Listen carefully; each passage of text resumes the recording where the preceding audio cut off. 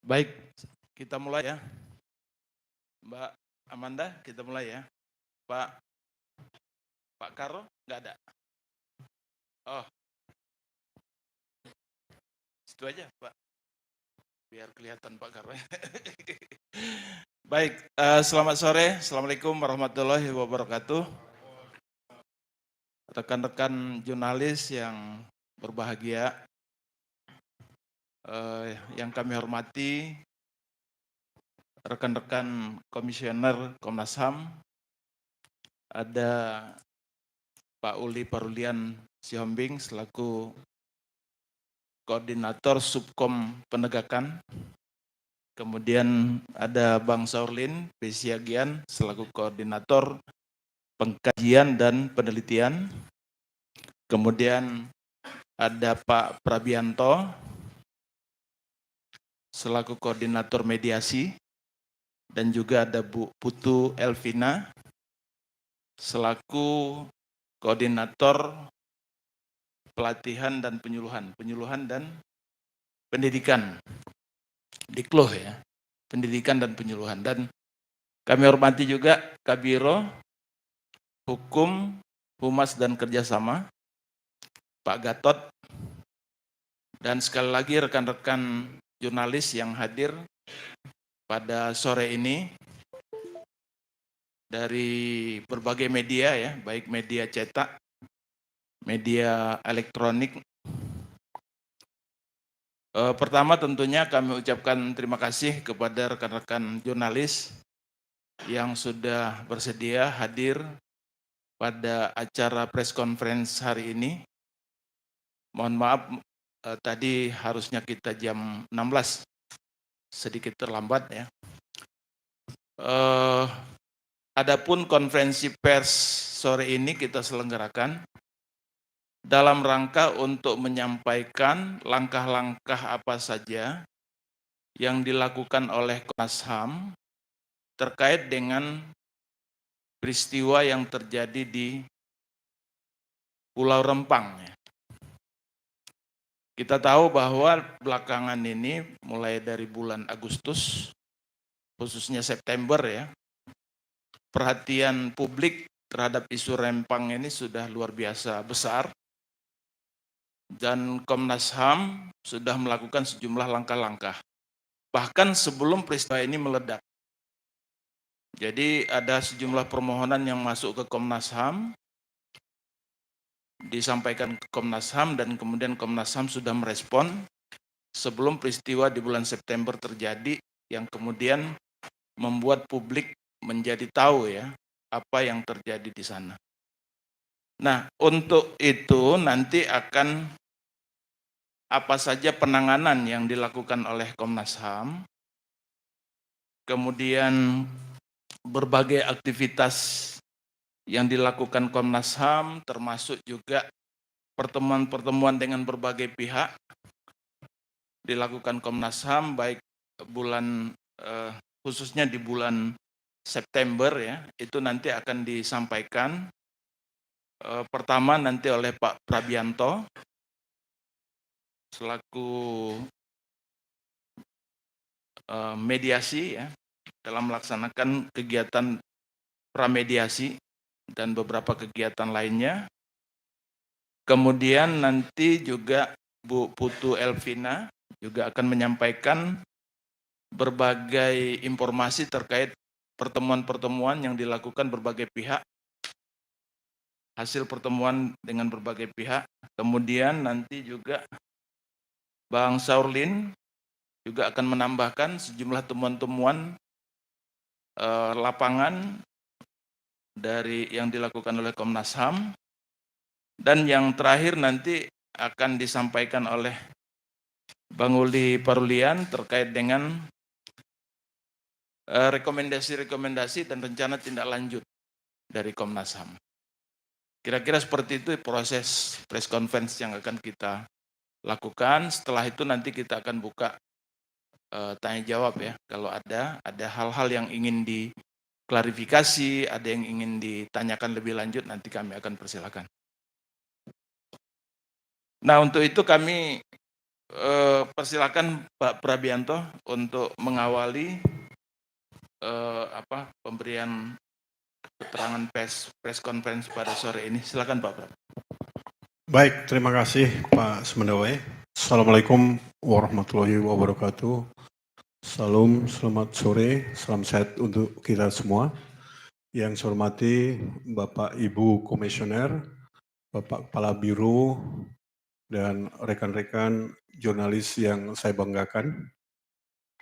Sebagaimana tadi sudah disebutkan oleh Pak Semendawai, saya akan menyampaikan beberapa keterangan terkait dengan penanganan kasus Pulau Rempang yang telah dilakukan oleh Komnas HAM. Tentunya tidak semuanya kami jelaskan, kami bergantian, tadi sudah disampaikan Pak Dawai, nanti ada Bu Putu, Pak Saulin, dan terakhir nanti oleh Pak Uli. Baik, Bapak sekalian, bahwa Komnas HAM telah menerima pengaduan dari Ketua Koordinator Kerabat Masyarakat Adat Tempatan atau disingkat dengan Keramat pada tanggal 2 Juni 2023 dan juga audiensi oleh Himat Porelang, ini kelompok masyarakat lain, mengenai aksi penolakan warga atas rencana pembangunan PSN di kawasan pengembangan Rempang Eco City. Berdasarkan hal tersebut dan sesuai dengan kewenangan sebagaimana diatur di dalam pasal 76 Junto pasal 89 ayat 3 dan ayat 4 Undang-Undang Nomor 39 Tahun 1999 tentang Hak Asasi Manusia, Komnas HAM telah menindaklanjuti dengan melakukan penanganan kasus baik melalui surat menyurat atau korespondensi, kegiatan pramediasi dengan para pihak, serta melakukan pemantauan secara proaktif ke Kota Batam dan Pulau Rempang dengan rincian kegiatan sebagai berikut. A. Penanganan kasus melalui korespondensi atau surat menyurat.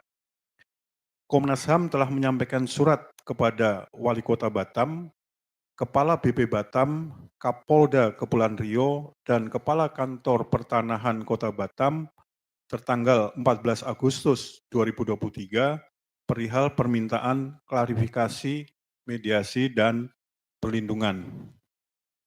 Yang kedua, Komnas HAM menyampaikan surat nomor 485 tahun 2023 kepada Gubernur Kepulauan Riau, Wali Kota Batam, Kapolda Kepulauan Riau, Kantor Pertahanan Kota Batam, dan Kepala BP Batam tanggal 7 September 2023 perihal pertemuan pramediasi. Yang ketiga, Komnas HAM menyampaikan surat nomor 486 tahun 2023 tanggal 8 September 2023 kepada Gubernur Kepulauan Riau, Panglima Kodam 1 Bukit Barisan, Kapolda Kepulauan Riau, dan Kepala BP Batam perihal tindak lanjut penanganan kasus sebagai respon Komnas HAM Republik Indonesia atas bentrokan yang terjadi pada tanggal 7 September 2023. Pada pokoknya Komnas HAM meminta kepada para pihak yang pertama tidak melakukan intimidasi, kekerasan, dan tindakan lainnya yang dapat menimbulkan konflik sampai dengan dicapainya solusi bersama yang dapat diterima oleh kedua belah pihak. Yang kedua, Komnas HAM meminta agar dilakukan pendekatan dan komunikasi secara persuasif pada warga agar tercipta situasi yang kondusif.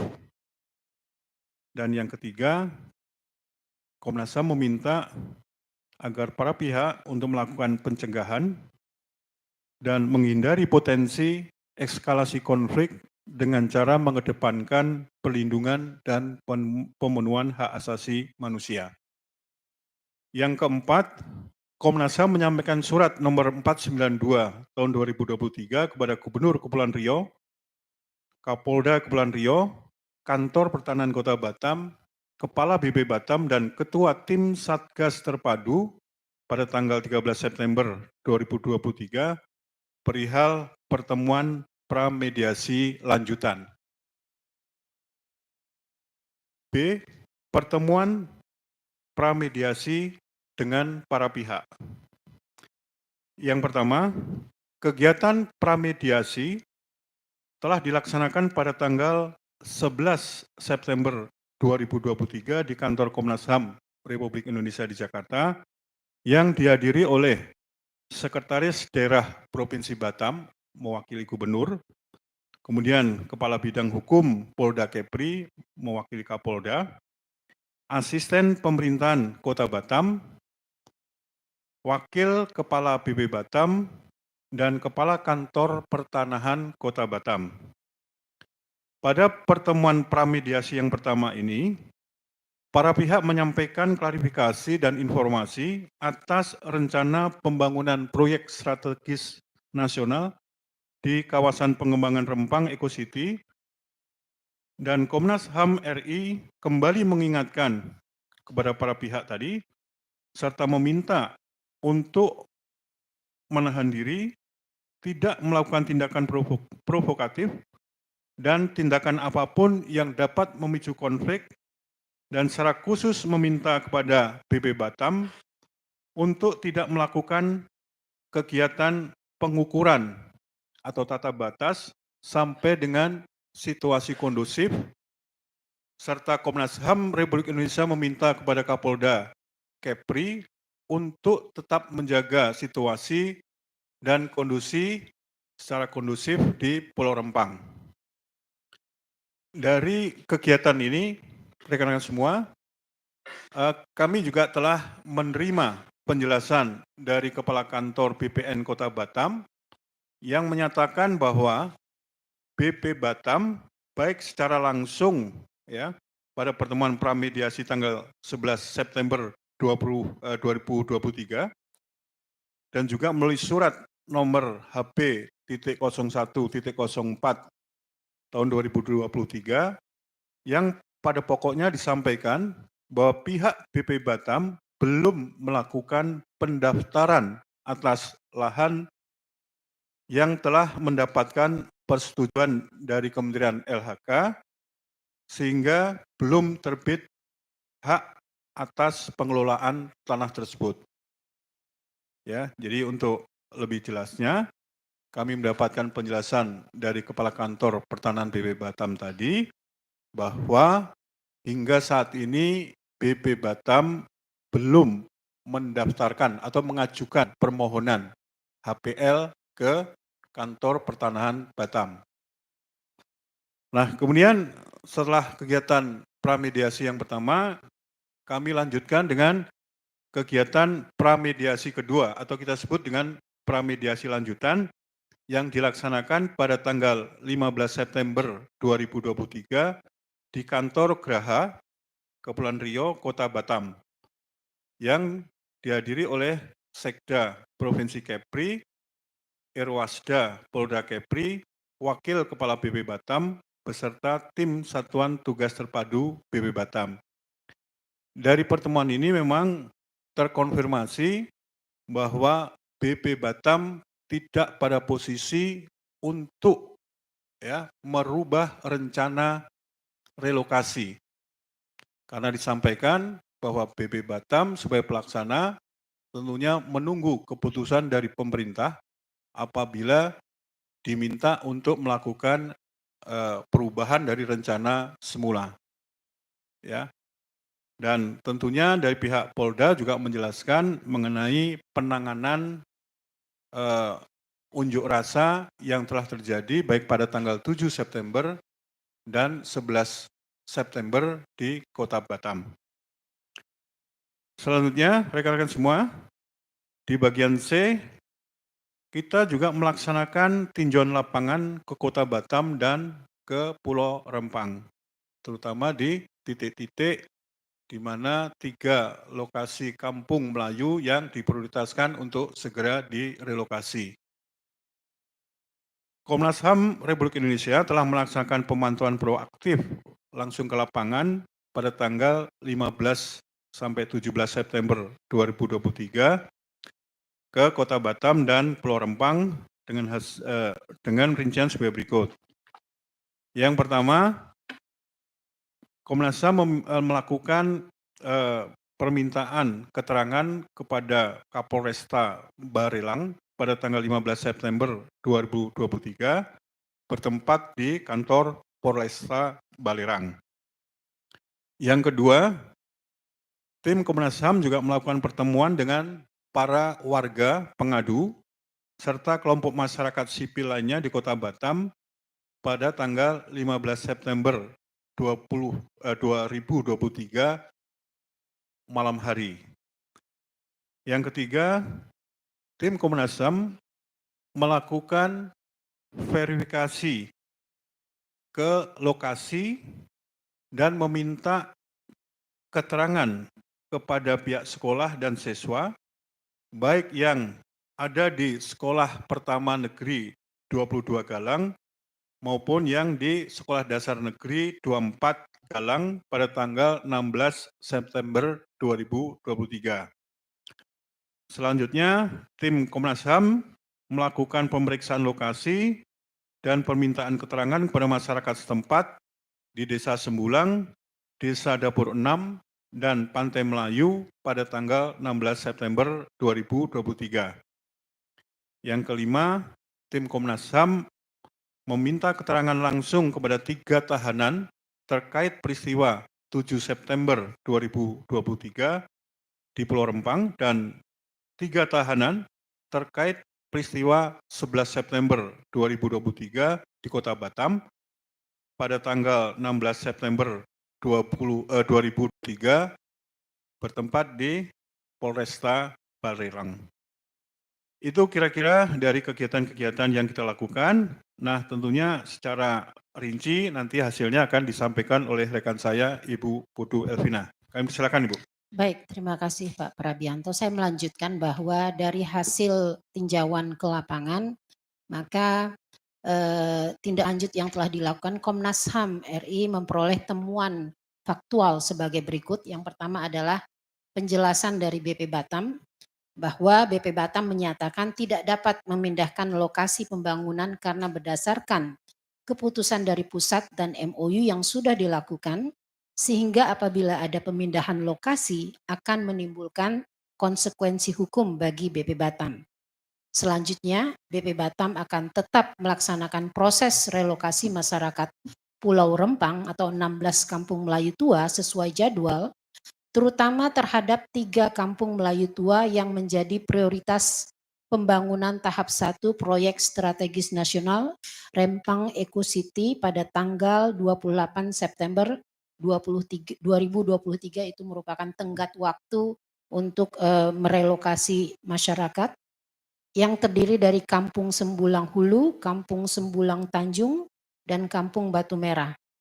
Pada tahap awal dikembangkan seluas 2.000 hektar dan atas komitmen ini telah dilakukan penandatanganan MOU antara Sinyi International Investment dengan PT MEG yang disaksikan oleh Kepala Negara pada 28 Juli 2023 di Chengdu, China.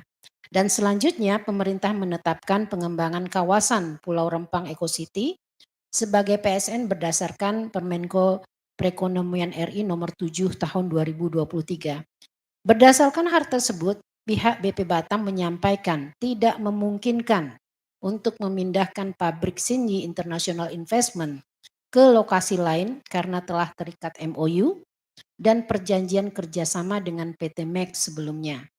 Bahwa pembangunan serta keberadaan pabrik kaca dan solar cell dinilai akan membahayakan kondisi kesehatan dan kehidupan masyarakat jika dipaksakan untuk hidup berdampingan, karena memang ada keinginan masyarakat agar mereka tetap ada di tempat tersebut dan mereka tidak menolak terkait investasi tersebut. Jadi mereka berharap bisa berdampingan.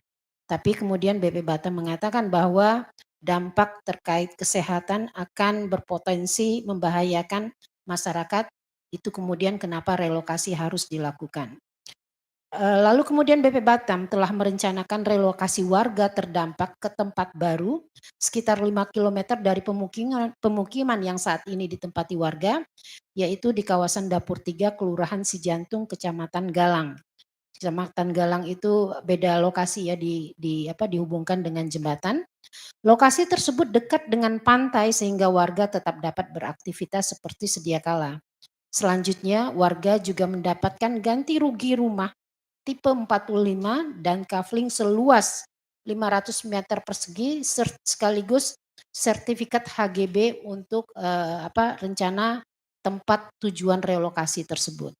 Sementara hunian permanen belum tersedia yang dijanjikan di Pulau Galang, warga akan direlokasi sementara dan mendapatkan biaya sewa rumah, biaya hidup di lokasi sementara sampai dengan selesai pembangunan rumah di lokasi tetap.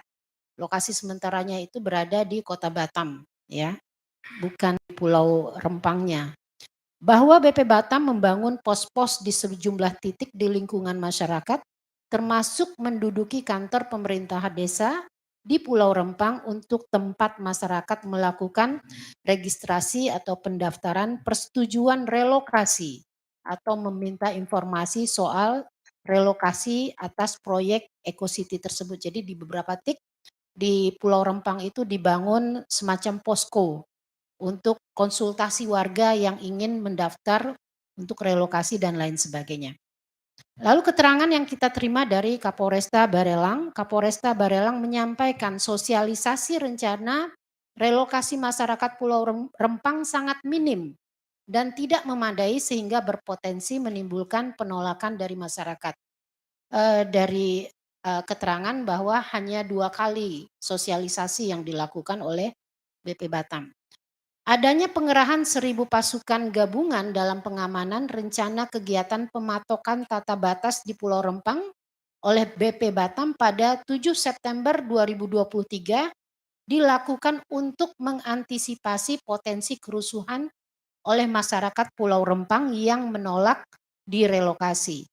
Pengamanan yang dilakukan oleh pasukan gabungan pada peristiwa 7 September 2023 di Pulau Rempang dan peristiwa 11 September 2023 di Pulau Batam telah sesuai dengan SOP aparat kepolisian dalam mengamankan aksi huru-hara atau pengendalian massa, ya.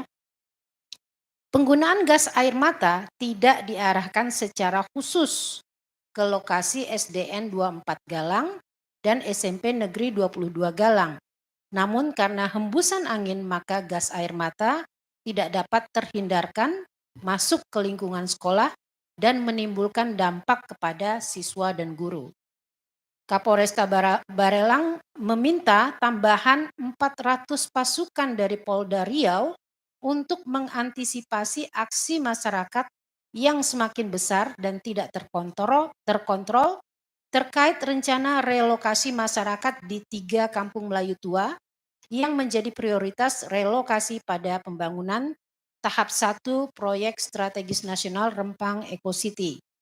Polresta Barelang telah mengupayakan trauma healing kepada siswa-siswa SD 24 Galang dan SMP Negeri 22 Galang dengan melibatkan psikolog dan tenaga profesional sebagai upaya pemulihan psikologis terhadap siswa yang terdampak di peristiwa konflik masyarakat Pulau Rempang pada 7 September 2023. Kami juga mendengarkan keterangan dari pihak sekolah, setidaknya dari 2 sekolah yang terdampak. Yang pertama adalah dari pihak SMP 22 Galang. Berdasarkan informasi dari kepala sekolah yang kita temui, gas air mata masuk ke lingkungan sekolah yang berasal dari hutan atau di area yang berada di depan SMP Negeri 22 Galang yang berjarak sekitar 30 meter dari gedung sekolah. Jadi dari titik bentrokan itu ke SMP itu kita butuh sekitar 30 meter lagi ke dalam. Kepala SMP 22 Galang menyatakan bahwa terdengar 3 kali dentuman dari hutan di depan SMP 22 Galang dan menyebabkan gas air mata masuk ke lingkungan sekolah. Berdasarkan informasi dari kepala SMP, terdapat 10 siswa dan 1 orang guru yang harus dilarikan ke vaskes terdekat untuk mendapatkan pertolongan karena mengalami sesak napas yang hebat, pusing, mual, dan beberapa siswa pingsan. Berdasarkan informasi dari kepala sekolah, pasca peristiwa 7 September, banyak siswa yang masih merasa takut untuk kembali ke sekolah sehingga kehadiran mereka pada Senin sesudah peristiwa terjadi tidak mencapai 100%, hingga kemudian kunjungan kita kehadiran siswa juga belum mencapai 100%. peristiwa tersebut tentu berdampak secara psikologis terhadap para siswa, sehingga membutuhkan bantuan profesional secara berkelanjutan untuk memastikan pemulihan yang baik terhadap siswa. Keterangan dari pihak SD, lokasi SD 24 Galang itu persis di pinggir jalan dekat dengan area bentrok. Pihak sekolah merasa panik melihat kerusuhan yang terjadi di depan sekolah. Jadi bisa bayangkan ya, sampingnya itu jalan yang kemudian menjadi bentrok. Terdengar dentuman keras di beberapa titik di lingkungan SD dan seketika lingkungan sekolah dipenuhi oleh gas air mata, sehingga ini memang situasinya sangat menyulitkan bagi siswa-siswa yang masih SD. Peristiwa 7 September 2023 menimbulkan dampak psikologis terhadap siswa, sehingga kehadiran pada para siswa tidak pernah mencapai 100% pasca peristiwa tersebut. Tim menemukan beberapa bukti temuan di SD 24 Galang, yang temuan ini akan kita konfirmasi lebih lanjut, termasuk dampak yang dirasakan oleh korban. Selanjutnya, Pak Saulin. Ya, terima kasih Pak Dawai, Bu Putu. Kami juga mendapatkan keterangan dari berbagai pihak lainnya, dari masyarakat. Satu hal yang bisa kami highlight adalah Komnas HAM juga menemukan seorang korban bayi berumur 8 bulan yang terdampak akibat penggunaan gas air mata pada tanggal 7 September 2023 di sekitar SD Negeri 24 Galang. Lalu kami mendapatkan banyak keterangan khususnya dari 3 desa yang kami kunjungi, masyarakat Desa Sembulang, Desa Dapur 6, dan Desa Pantai Melayu. Keterangan yang kami dapatkan sebagai berikut. Pertama, proses sosialisasi terkait relokasi secara door to door oleh pihak BP Batam dan tim Satgas terpadu ke rumah-rumah masyarakat melibatkan polisi dan TNI, membuat warga merasa sangat terintimidasi. Kedua, bahwa masyarakat tidak pernah menandatangani persetujuan relokasi dan tidak hadir dalam sosialisasi tersebut dikarenakan tidak menyetujui atas rencana relokasi. Ketiga, bahwa tidak ada pemberitahuan dan sosialisasi yang layak dari BP Batam, juga belum ada kesepakatan bersama warga sehingga masyarakat keberatan atas kegiatan pematokan lahan pada 7 September 2023. Pengerahan kurang lebih 1.000 aparat untuk mengamankan pematokan lahan menimbulkan reaksi penolakan yang besar dari masyarakat. Masyarakat menyatakan bahwa pelayanan kesehatan di puskesmas sudah berhenti beroperasi karena para tenaga kesehatan yang bertugas di Pulau Rempang diminta berkemas dan bersiap pindah ke fasilitas kesehatan yang baru. Komnas HAM juga menerima informasi dari berbagai pihak bahwa ASN terlibat mengajak masyarakat Pulau Rempang agar bersedia relokasi dengan konsekuensi tertentu. Kemudian kami juga menerima informasi ada tekanan dari pejabat desa setempat bagi PNS yang bekerja di lingkungan tersebut agar mengikuti persetujuan relokasi. Komnas HAM juga menemukan peninggalan berupa makam kuno di beberapa desa, salah satunya Desa Sembulang yang teridentifikasi sebagai makam kuno yang tarifnya ada disebutkan tahun 1958. Kami juga mendatangi ruang tahanan di Polresta Barelang dan kami mendapatkan beberapa informasi yang kami himpun dengan ringkasan sebagai berikut. Pertama, pembatalan penahanan 8 orang tersangka pada peristiwa 11 September menurut keterangan Polresta Barelang. Yang kedua, tim tidak dapat melihat secara langsung kondisi tahanan serta melakukan permintaan keterangan secara komprehensif. Ketiga, penyidik hanya menghadirkan 3 tahanan dari peristiwa 7 September dan 3 tahanan dari peristiwa 11 September tahun 2023. Polresta Barelang juga sudah melakukan penangguhan penahanan terhadap 8 orang tersangka peristiwa 7 September. Terakhir, penyidik masih mempelajari kemungkinan untuk melakukan penangguhan penahanan terhadap 34 tahanan peristiwa 11 September 2023. Terima kasih, Pak Uli. Baik, saya melanjutkan. Atas temuan-temuan tersebut, Komnas HAM menyampaikan posisi dan sikap sebagai berikut. 1. Meminta Menteri Koordinator Bidang Perekonomian agar meninjau kembali pengembangan kawasan Pulau Rempang ekosistem sebagai proyek strategis nasional atau PSN berdasarkan Permenko RI nomor 7 tahun 2023. Kedua, merekomendasikan Menteri ATR BPN untuk tidak menerbitkan hak pengelolaan lahan atau HPL di lokasi Pulau Rempang mengingat lokasi tersebut belum clear and clean. Ketiga, Komnas HAM menyampaikan bahwa penggusuran harus sesuai dengan prinsip-prinsip HAM yang diatur dalam Undang-Undang Nomor 11 Tahun 2005 tentang pengesahan Kovenan Internasional tentang Hak Ekonomi Sosial dan Budaya. Yunto komentar nomor 7 tentang Kovenan Internasional Hak Ekonomi dan Sosial dan Budaya, yaitu A. Kebijakan penggusuran paksa hanya dilakukan sebagai upaya terakhir setelah mempertimbangkan upaya-upaya lain. B. Apabila terpaksa melakukan penggusuran paksa, pemerintah dan korporasi wajib melakukan asesmen dampak penggusuran paksa dan kebijakan pemulihan kepada yang terdampak. C. Pemerintah dan atau korporasi wajib memberikan kompensasi dan pemulihan yang layak kepada warga terdampak sesuai dengan prinsip-prinsip HAM.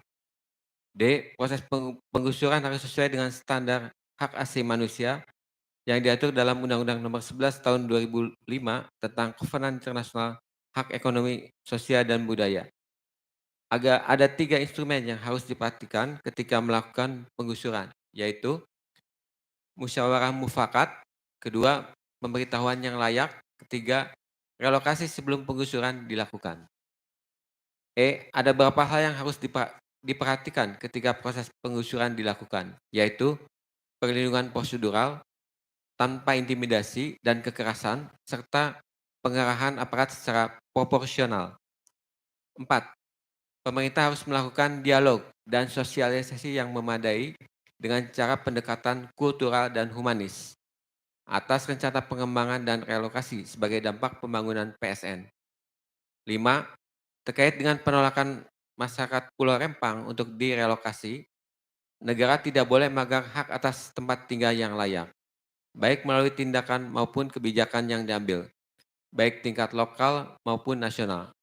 Kebijakan negara tidak boleh diskriminatif dan menimbulkan pembatasan tanpa dasar hukum yang sah, eksklusif, dan tidak proporsional. Negara tidak boleh melakukan relokasi paksa atau forced evictions yang merupakan bentuk pelanggaran HAM. 6. Tidak boleh menggunakan cara kekerasan dengan pelibatan aparat berlebihan atau excessive use of force, use of power dalam proses relokasi dan proses pembangunan kawasan Pulau Rempang Eco City. 7. Kepolisian agar mempertimbangkan penggunaan keadilan restoratif dalam proses pidana kasus Pulau Rempang.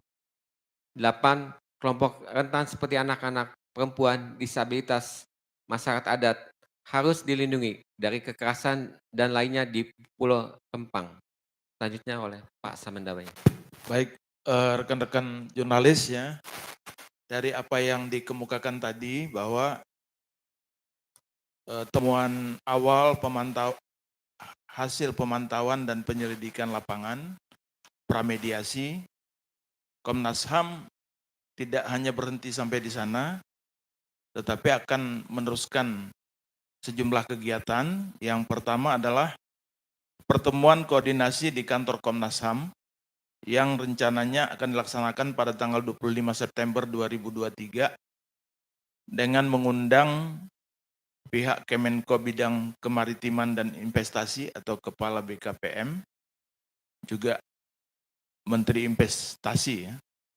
Kemudian Kemenko Bidang Perekonomian, KSP, Setnek, Menteri ATR BPN, dan Kapolri untuk mendiskusikan penyelesaian bersama atas permasalahan tersebut. Kedua, melakukan pendalaman temuan faktual dan analisis HAM terhadap temuan Komnas HAM. Ketiga, mengirimkan rekomendasi kepada Kapolri dan Ketua Komisi 3 DPR terkait penanganan peristiwa kerusuhan masyarakat Pulau Rempang. Keempat, melakukan pertemuan dengan Irwasum Polri terkait koordinasi penanganan kasus konflik masyarakat Pulau Rempang. 5, melakukan pertemuan dengan Kapolda Kepri, Irwasda, Polda Kepri dan Kapolresta Barelang terkait temuan Komnas HAM RI pada konflik masyarakat Pulau Rempang. Keenam, berkoordinasi dengan Kepolisian Republik Indonesia terkait pembuktian barang bukti yang ditemukan oleh Komnas HAM di lokasi kerusuhan 7 September 2023 di Pulau Rempang. Ketujuh, melakukan uji balistik di Puslap 4 Polri terkait temuan barang bukti yang ditemukan Komnas HAM pada peristiwa konflik masyarakat di Pulau Rempang. Demikian keterangan pers ini disampaikan agar semua pihak mampu mengedepankan prinsip-prinsip kemanusiaan dan penghormatan terhadap hak asasi manusia sebagai dasar tindakan maupun pembuatan sebuah kebijakan. Nah, rekan-rekan jurnalis, saya kira demikian press conference yang kita selenggarakan. Tadi berbagai aktivitas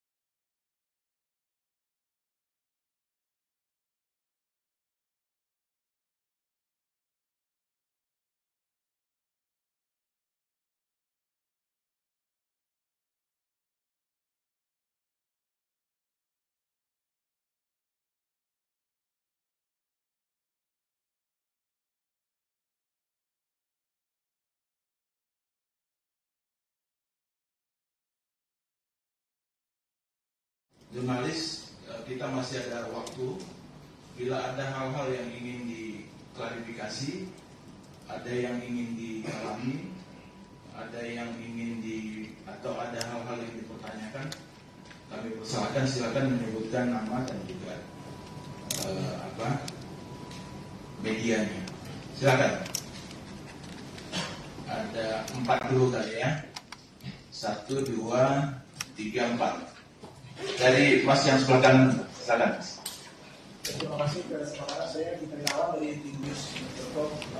Tadi disebutkan ada temuan pasal belum menemukan ada korban bayi ya. Nah, korban bayi ini kan sekarang beberapa orang di Bali sudah sempat jadi perbincangan di media. Apakah status bayi meninggal atau seperti apa untuk kondisinya yang dimaksud dengan korban bayi tersebut. Karena kemarin Mabes Polri juga sempat membantah kalau ada korban bayi tewas gitu. Mungkin bisa dieksplor lebih lanjut terkait kondisi korban bayi yang dimaksud. Terima kasih. Baik, terima kasih Mas Gita Irawan.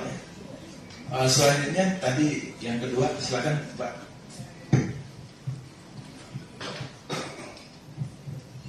Saya Rahmawati dari Kompas TV mau tanya Pak, tadi kan ada temuan barang bukti, itu boleh dirincikan barang buktinya seperti apa aja? Dan juga ada kabar kalau misalnya selongsong gas air mata itu juga ditemukan dekat sekolah gitu. Boleh dijelaskan Pak apakah itu benar atau tidak? Terima kasih. Baik, terima kasih. Kami catat dulu ya, lanjut dulu ke yang Mbak Baju Biru, silakan. Siang, izin Pak, saya dari Jatra, saya mau nanya. Ini kan tadi kan Bapak barusan memberikan rekomendasi kalau PSN ini harusnya dihentikan atau dipikirkan ulang lah. Tapi pertanyaan saya, apakah sebelum ada konferensi ini, apakah dari pihak Komnas HAM sudah pernah berdialog dengan Menteri? Karena kan PSN ini seperti Bapak bilang tidak bisa diambil keputusannya oleh BP Batam. Padahal kita tahu dari para menteri itu sangat mendukung dan mendorong 28 September akan dilakukan tetap dalam penggusuran. Sementara dari Komnas HAM baru berbicara itu 25 September pertama itu. Jadi apakah sudah sempat ada koordinasi lebih dulu lah dengan para menteri, terutama Menteri Pak Bahlil dan mungkin atas BPN. Kedua, kemarin kan masyarakat itu baru ketemu dengan BP Batam, masyarakat Pak maksud saya, dan mereka memberikan beberapa pernyataan menolak tentunya, dan salah satu yang disebutkan adalah Komnas HAM itu diminta untuk memberikan ke satu pernyataan tapi salah satu yang ditekankan adalah pihak masyarakat Rempang meminta untuk diterbitkan surat tanah intinya hak guna milik kalau nggak salah. Dari apakah agenda ini akan dibawa oleh dari Komnas HAM untuk pertemuan nanti di hari Senin? Sekitar itu. Baik, terima kasih. Lanjut, silakan. Ya, terima kasih. Selamat sore. Nama saya Santi Dewi. Saya ada 4 pertanyaan, Pak. Yang pertama, dari pemaparan tadi yang disampaikan dan investigasi yang dilakukan oleh tim Komnas HAM dari periode 15 sampai 17 September, apakah menemukan adanya potensi pelanggaran HAM dari kejadian di Pulau Rempang yang terjadi pada tanggal 7 dan 11 September? Kemudian yang kedua, melanjutkan pertanyaan dari rekan media sebelumnya terkait dengan penggusuran tanggal 28, karena kan pertemuan oleh 3 menteri yang dilakukan pada akhir pekan lalu itu sudah fix harga mati 28 September harus pergi. Alasannya, kalau tidak segera hengkang tanggal 28, maka investor dari Cina tersebut pabrik sini akan melirik negara lain dan akan memindahkan pabriknya ke negara tetangga. Begitu alasan dari Pak Menteri Bahlil. Saya ingin menanyakan, apakah rekomendasi yang disampaikan oleh Komnas HAM ini itu memiliki kekuatan agar memaksa pemerintah memikirkan ulang atau membatalkan sama sekali proyek strategis nasional, apalagi proyek strategis nasional ini disaksikan langsung oleh kepala negara. Saya ragu kalau pemerintah akan mau membatalkan proyek strategis itu, apalagi nilai investasi yang akan masuk itu diperkirakan mencapai lebih dari 380 triliun.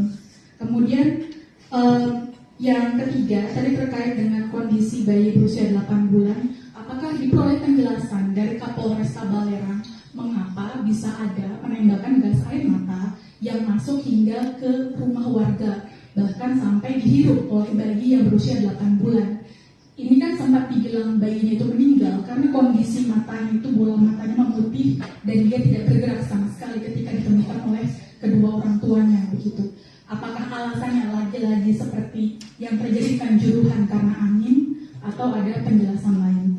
Kemudian yang keempat, Pak, salah satu alasan yang disampaikan berulang kali oleh pemerintah, saya sebut Menko Polhukam, itu juga menyebut bahwa warga tidak memiliki standing point secara hukum yang kuat karena tidak memiliki dokumen, meski mereka mengklaim sudah tinggal ratusan tahun sebelum ada pemerintahan bernama negara Indonesia di Pulau Rempang itu. Apakah dari pihak warga begitu atau temuan Komnas HAM juga diperkuat bahwa warga ini diberikan kesempatan sebelumnya oleh pemerintah untuk memiliki dokumen berupa sertifikat hak milik atau hak guna bangunan di tanah yang mereka tempati yang menjadi hak ulayat warga. Terima kasih. Baik, terima kasih. 4 dulu ya.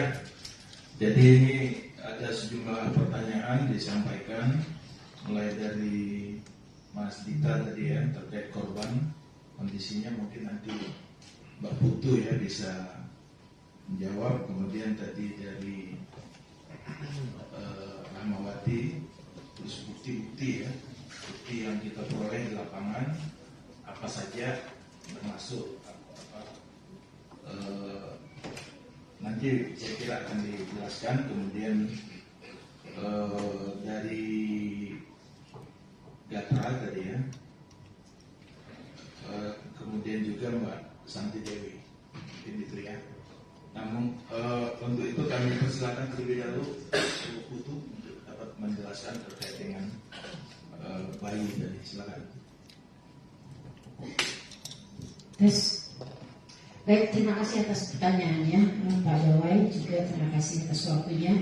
Terkait pertanyaan bayi yang memang berseliweran terkait kondisi bayi yang meninggal dan lain sebagainya, Komnas HAM dalam kunjungan lapangan juga melakukan wawancara langsung dengan orang tua bayi ya, yang pada saat wawancara langsung itu benar dinyatakan bahwa bayi tersebut menderita sesak napas hebat karena gas air mata tersebut.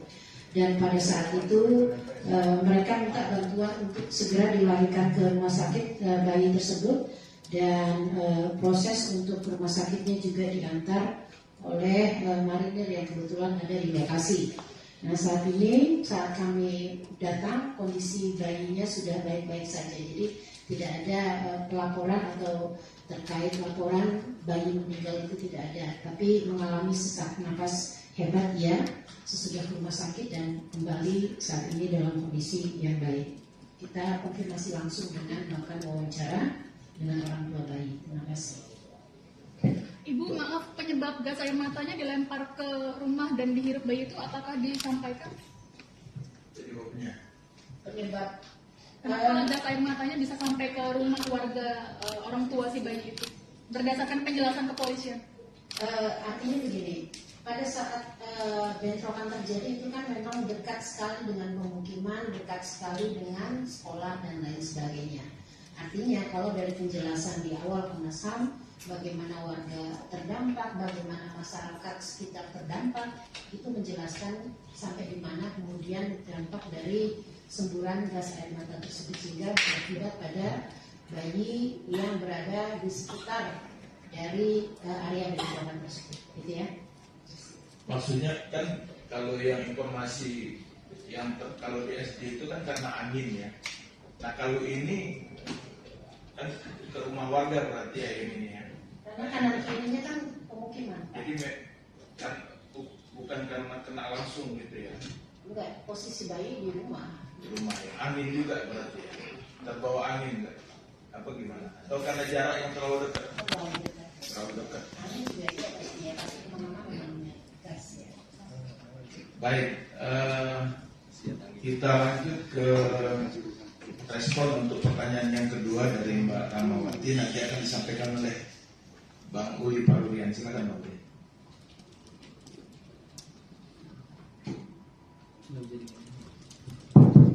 Baik, terkait dengan barang bukti yang kami temukan di lokasi di Pulau Rempang, pertama pertama kami tentu saksi-saksi gitu kami dapatkan, kami yang sudah interview gitu, di 3 lokasi itu di Pulau Rempang. Kemudian itu juga ada bukti-bukti video yang diberikan oleh masyarakat yang kami masih dalami itu perlu klarifikasi. Dan sosok dari mana ini masih kami dalami juga gitu, karena masih membutuhkan klarifikasi dari berbagai pihak. Jadi itu barang bukti yang kami temukan di lokasi di Pulau Rempang pasca peristiwa 7 September. Jadi hanya satu ya? Ada 3 ya? 3 selongsong gas gitu. Nah, gas air mata ya? Peluru gas air mata. Baik, selanjutnya kami persilakan Pak Prabianto. Tadi ada pertanyaan dari Mbak yang dari Gatra ya, dan juga mungkin nanti bisa ditambahkan beberapa pertanyaan yang dari Mbak Santi Dewi sebelum nanti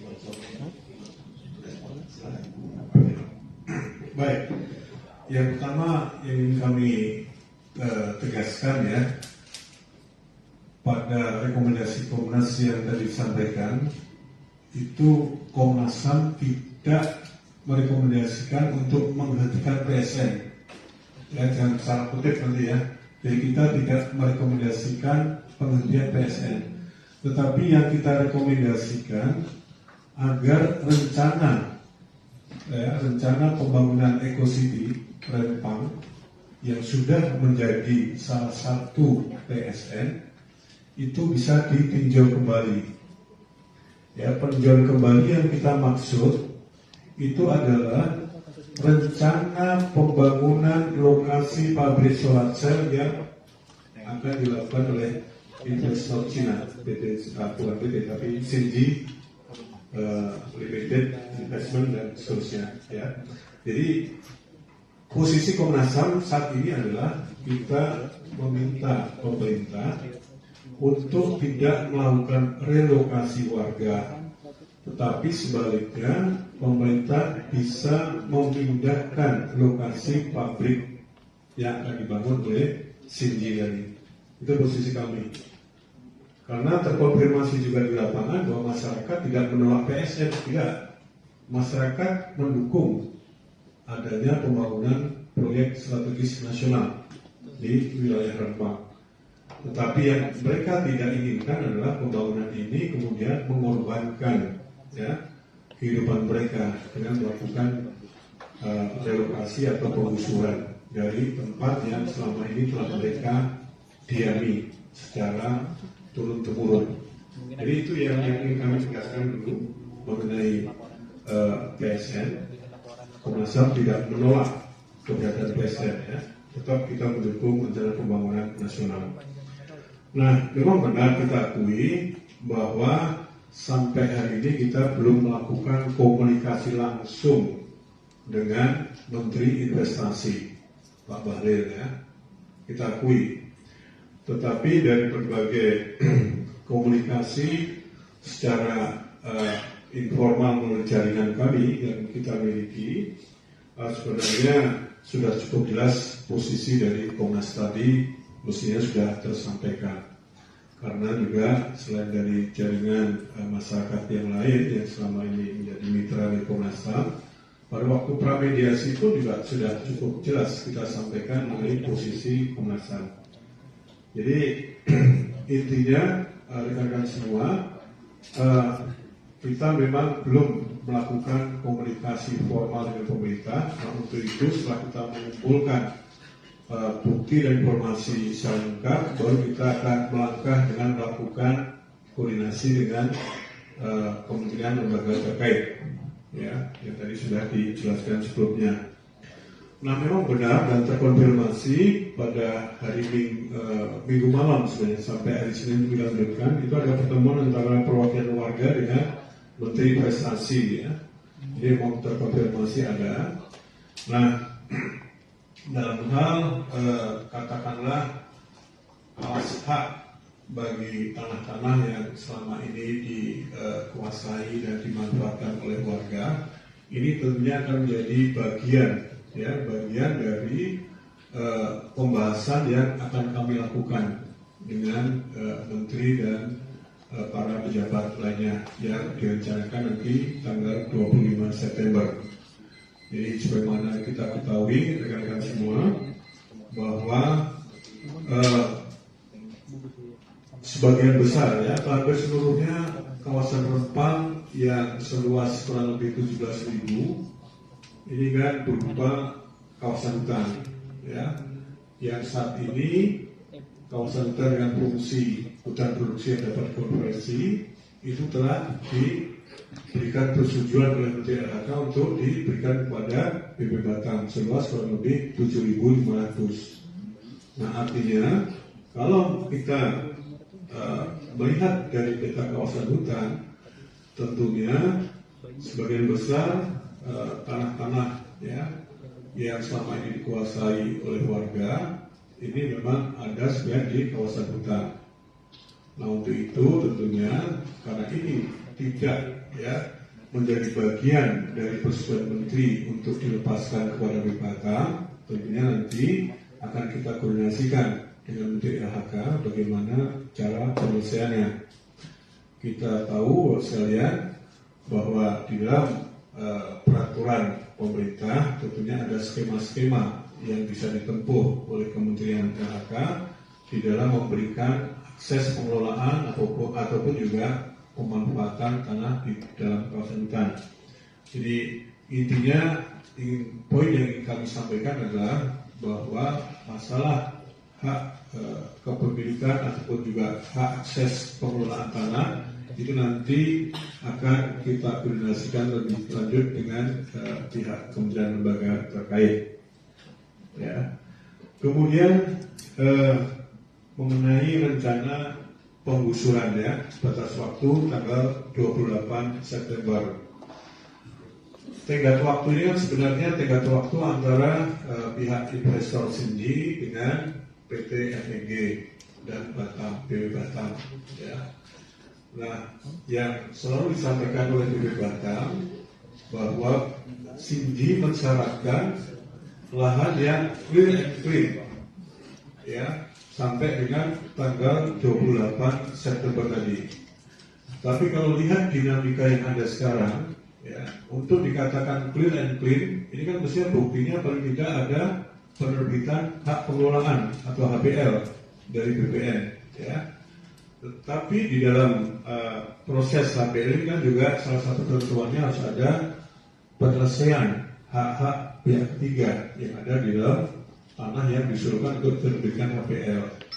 Jadi bisa kita bayangkan tentunya dengan adanya penguasaan tanah oleh warga ya, yang ada di dalam kawasan katakanlah yang mau diusulkan oleh BP Batam untuk mendapatkan HPL, ini tentunya harus diselesaikan dulu. Ya, jadi dari situ kita bisa melihat tenggat waktu tanggal 28 September ini sulit untuk dipenuhi. Ya, ini analisa kami. Ya, kecuali ada hal-hal yang luar biasa. Ya, tentunya ya. Tetapi kalau secara norma peraturan undangan yang berlaku, sebelum bisa diterbitkan HPL, tentunya harus ada penyelesaian hak-hak pihak ketiga. Yang dalam ini adalah penguasaan oleh warga masyarakat Kampung Melayu. Bukan Kampung Melayu Jatinegara ya, tapi maksud saya Kampung Melayu Perempatan ya. Itu. Nah, masalah statement Pak Menko Polhukam ya, berkaitan dengan legal standing masyarakat atas tanah, ya seperti saya katakan tadi, ya sebenarnya masyarakat ini sudah menempati secara turun-temurun di wilayah tersebut. Ya, namun pada faktanya tanah ini berstatus kawasan hutan. Ya, sehingga sebenarnya masyarakat telah berupaya untuk mendaftarkan tanah mereka untuk mendapatkan hak milik. Tetapi tentunya BPN, kantor pertanahan setempat, tidak berani memberikan pelayanan administrasi pertanahan ya atau penerbitan SHM, karena mereka tahu bahwa ini statusnya sebenarnya masih kawasan hutan ya. Nah ini tentunya ya memang betul apa yang disampaikan oleh Pak Menko Polhukam bahwa dari sisi legal standing mereka lemah, tapi juga kami melihat sendiri di lapangan bahwa ada beberapa warga yang menunjukkan SKT, surat keterangan tanah ya. Nah ini memang perlu untuk didalami siapa yang menerbitkan SKT tadi, tetapi beberapa warga menunjukkan kepada kami bahwa mereka memiliki SKT sebagai dasar mereka menguasai tanah tersebut ya. Itu yang kami dapatkan bukti dari masyarakat di khususnya di Kampung Sebulan ya. Kemudian juga mengenai terakhir ya Pak Dewi mohon izin, apakah Rekom dari KH ini memiliki kekuatan memaksa gitu ya, sehingga pemerintah akan melakukan atau melaksanakan rekomendasi-rekomendasi tadi. Nah ini tentunya rekan-rekan semua sudah tahu bahwa memang kewenangan Komnas HAM ini kan sangat terbatas ya. Tentunya kami memberikan rekomendasi dan kami terus akan menyuarakan ya rekomendasi tersebut, mengawal pelaksanaannya, dan sekali lagi upaya kami tentunya tidak akan berhenti nanti dengan katakanlah rakor dengan kementerian lembaga, tapi juga kami akan melaporkan rekomendasi tadi ke Presiden maupun ke DPR RI ya untuk mendapatkan putusan akhir tentunya. Itu barangkali yang bisa kami sampaikan. Terima kasih. Baik, terima kasih Pak Prabianto. Ini masih ada pertanyaan tadi dari Mbak Santi Dewi ya terkait dengan potensi pelanggaran HAM. Bang Saudi dan Pak Udi silakan kalau ada yang mau disampaikan respon pertanyaan itu. Bang Saudi Sedikit ya. Terima kasih banyak Pak Dawai. Dari dua peristiwa terjadi penanganan dua kelompok ya. Pertama 8 orang ditangkap, kemudian peristiwa tanggal 11, kemudian peristiwa 7 tanggal 7 8 ditangkap, kemudian peristiwa 11 September 34 ditangkap. Saya kira itu sudah menunjukkan indikasi yang kuat terjadi pelanggaran HAM ya. Tetapi tentu kami perlu dalami fakta-faktanya sehingga kami bisa membuat suatu kesimpulan terkait gradasi pelanggaran HAM yang ada. Saya kira itu tambahan dari saya yang intinya kita perlu dalami, tapi indikasi kuat saya kira. Terima kasih. Baik, silakan Pak Odi. Ini mungkin ada beberapa catatan terkait pelanggaran HAM-nya. Dugaan pelanggaran HAM terkait dengan peristiwa 7 September ya. Yang kami analisis itu ada 6. Tadi Pak Salmi sudah menjelaskan. Pertama, hak atas rasa aman dan bebas dari intimidasi. Nah, itu. Ada penggunaan kekuatan berlebihan atau excessive use of force. Gitu. Ada 1000 anggota aparat. Gitu. Kemudian juga penggunaan gas air mata yang tidak terukur sehingga menyebabkan korban. Nah, itu harus diakui itu ada.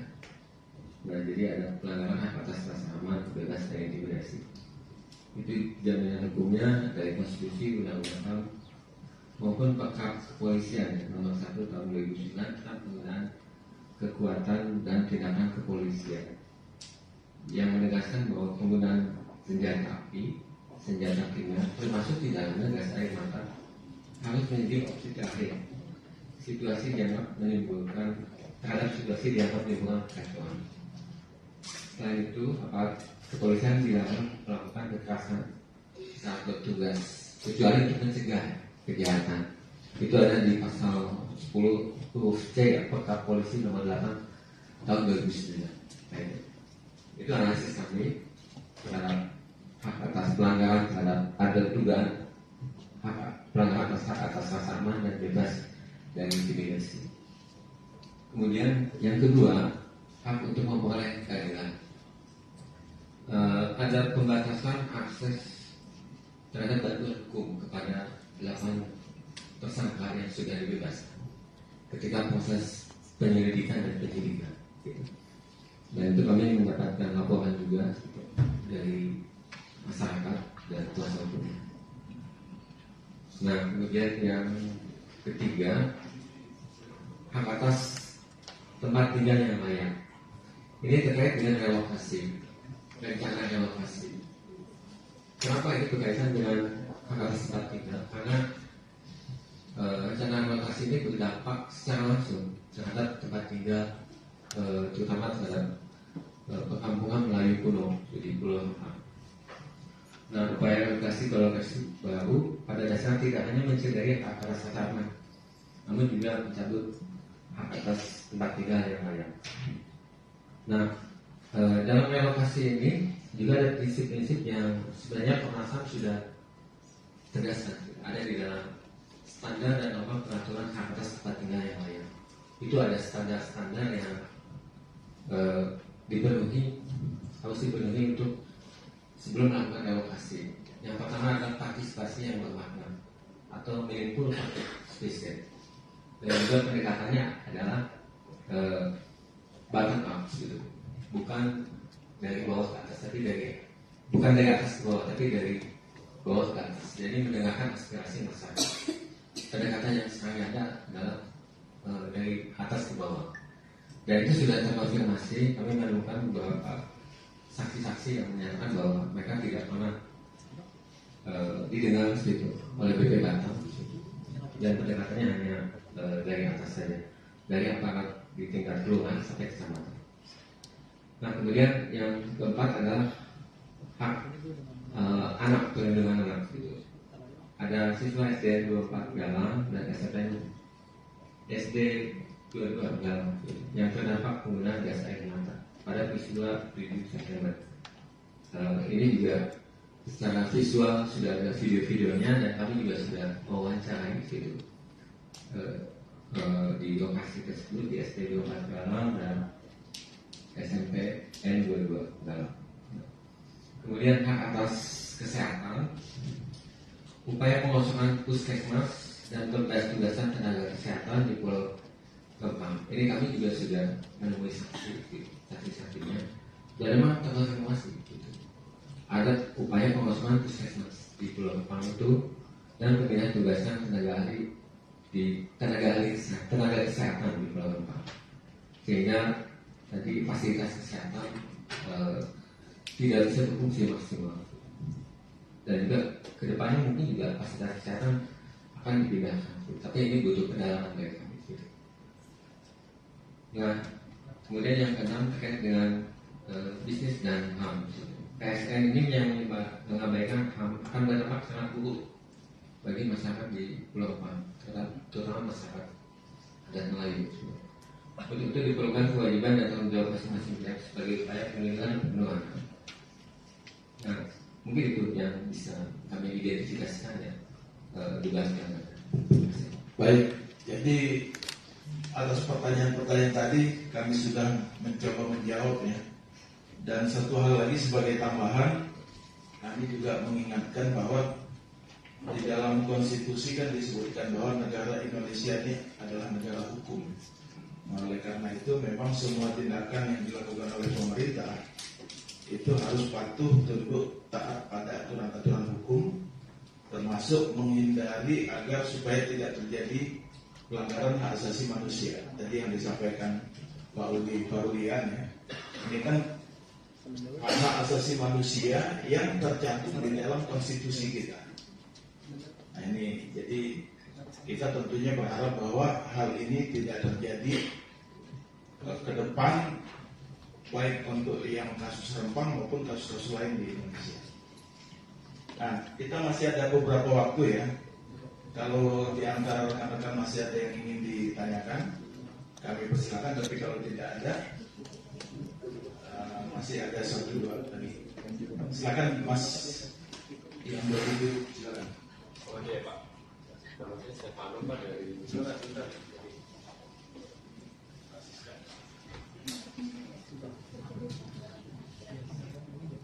Selamat Pak, saya Stefano Pak dari Letis Monalis tadi Pak. Tadi kan ada rekomendasi dari Komnas HAM untuk memindahkan lokasi Eco-City Development ini ya Pak, daripada merelokasi warga Rempangnya. Itu maksudnya relokasi masih di dalam pulau yang sama atau sama sekali di luar pulau tersebut? Itu aja sih Pak, terima kasih. Satu lagi, saya. Izin Pak, saya Farhan dari MSI Portal. Mungkin penegasan Pak ya terkait tadi ada barang bukti yang sudah ditemukan dan diinvestigasi oleh Komnas HAM. Yang mau saya tegaskan itu ditemukan di mana ya Pak? Selongsong tabung gas air mata itu. Kalau misalkan ditemukan di atap sekolah atau dekat perumahan, apakah itu adalah suatu keanehan itu? Satu. Kedua, ini kan perkara gas air mata ini sudah berulang Pak ya, jadi momok. Tadi disebutin sebelumnya tentang Kanjuruhan, kemudian ini terjadi lagi meskipun beruntungnya tidak terlalu parah mungkin ya, seperti di Kanjuruhan meskipun tetap parah. Apakah Komnas HAM bisa memberikan rekomendasi gitu Pak kepada aparat khususnya ke depannya nanti bagaimana penggunaan gas air mata atau penanganan huru hara seperti apa gitu? Karena kalau ini akan dibiarkan terus berlanjut kan kayaknya menggampangkan gitu Pak proses pengamanan itu. Yang ketiga, tadi kan disebutin bahwasanya PT Sinji tidak ingin ada masyarakat tinggal di pulau itu Bu ya, karena apa tadi berancaman Bapak meskipun masyarakat sudah ingin hidup berdampingan gitu dengan pabrik. Sedangkan faktanya kan bahwasanya pulau itu kan hutan yang dimana notabene yang harus dijaga secara lingkungan. Kalau secara manusia tidak boleh tinggal di situ, itu bagaimana pandangan Komnas HAM Pak terkait mungkin rekomendasi dampak lingkungannya gitu ke depan? Ya pasti kalau merusak lingkungan ada hak-hak lain juga yang pasti akan dilanggar. Ya mungkin itu. Sama ya mungkin keempat Pak terkait relokasi bisa diperjelas lagi Pak elaborasinya. Fasilitas relokasi yang ada di sana mungkin sekolah atau fasilitas publik lainnya sudah tersedia atau belum gitu? Karena kan tadi dibilang tidak layak sama sekali gitu. Terus analisis lingkungannya seperti apa untuk relokasi? Baik.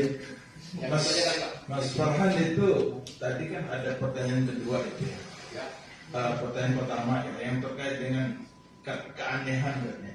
Maksudnya keanehan gimana?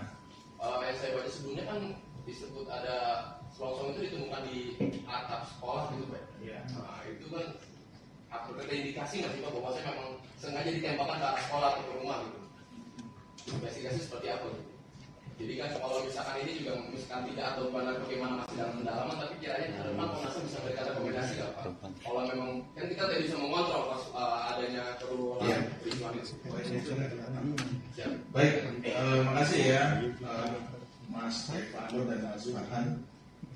Untuk yang barang bukti mungkin nanti Pak Poli bisa ditambahkan, tetapi untuk yang relokasi dan tadi fasilitas-fasilitas ya, itu mungkin nanti Pak Prabianto. Mau Pak Prabianto.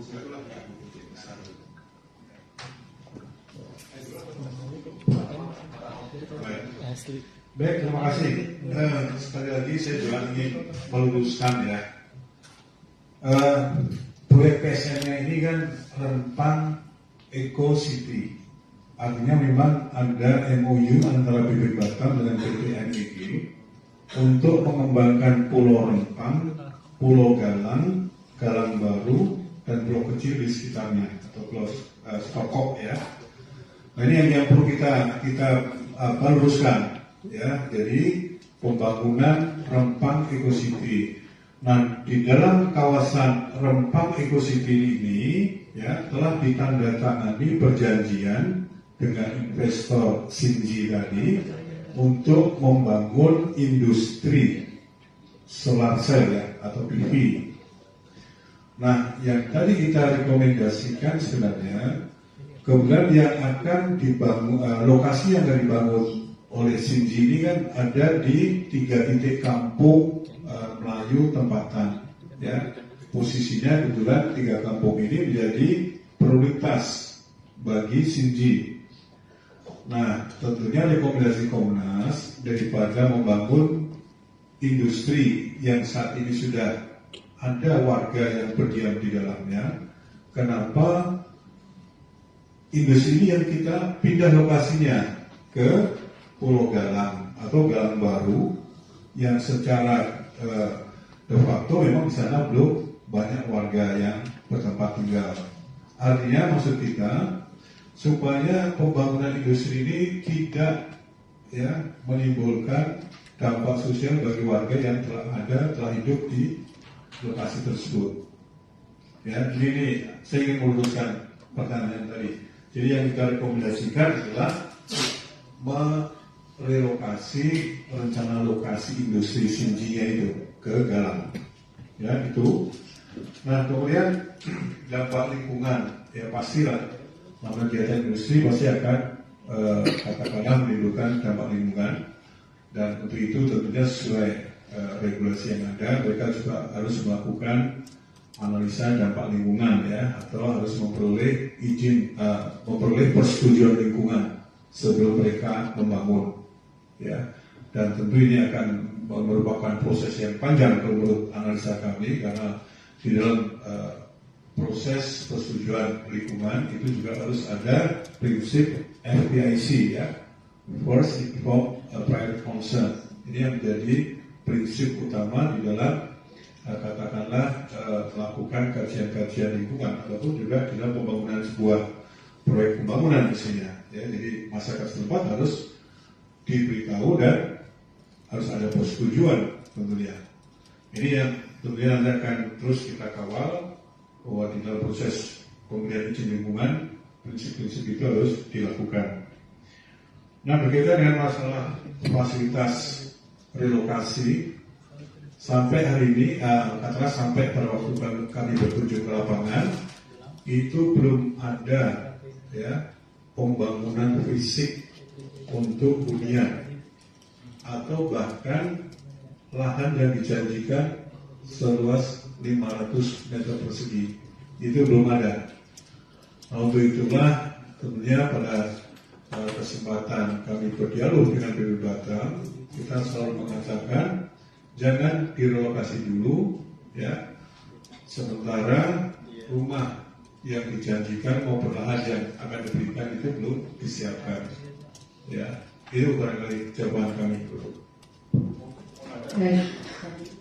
Terkait karena memang yang kita dapatkan pada saat kita mendengar penjelasan dari BB Batam terkait risiko limbah dari pembangunan pabrik kaca dan solar cell yang dinilai akan membahayakan kondisi kesehatan, sehingga atas dasar itu masyarakat harus direlokasi. Tapi kemudian kita juga harus jeli untuk mencerna bahwa investasi ini bernama Rempang Eco City.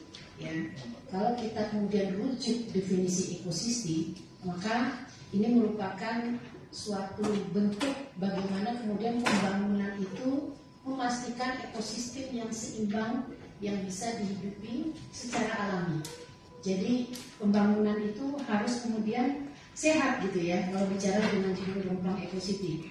Jadi artinya terkait residu dan dampak pembangunan pabrik kaca dan solar cell, maka sebenarnya itu jadi bertolak belakang dengan judul proyek terkait Rempang Eco City. Eco City merupakan kota yang sehat secara ekosistem, kan begitu ya terjemahan sederhananya kalau kita lihat.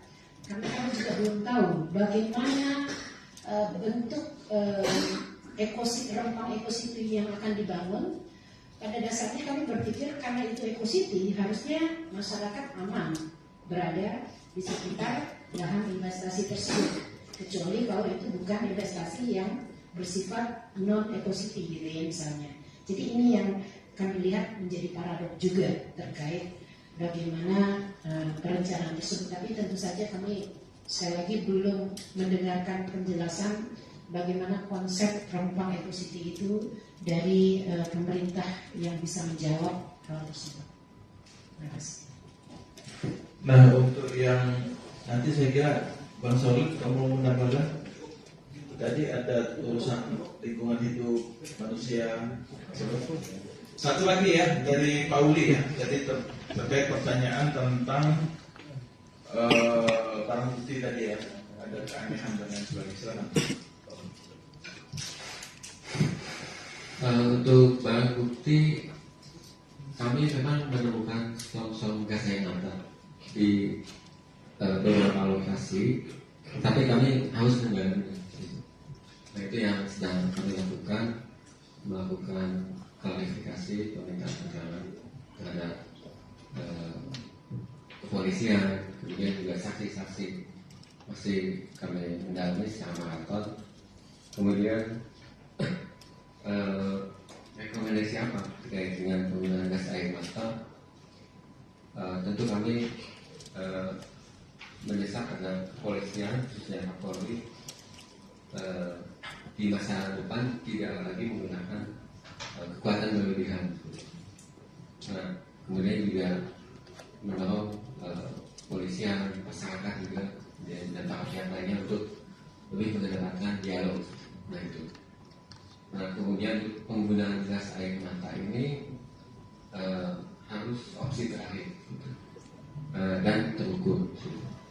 Nah itu yang sebelumnya sudah ada juga di Perkap 1 2009 dengan tentang penggunaan kekuatan.